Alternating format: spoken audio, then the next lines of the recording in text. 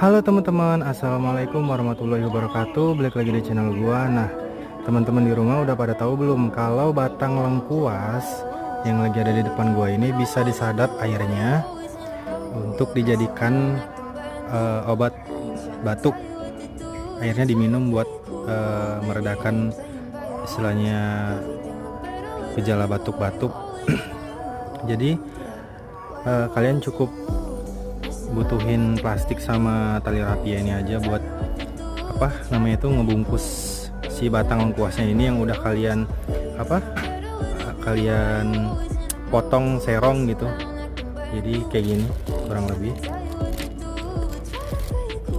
Jadi kalau kalian mau nyadap pohon lengkuasnya itu juga usahakan di sore hari ya teman-teman, menjelang malam lah, jangan siang-siang kalian sadap gitu.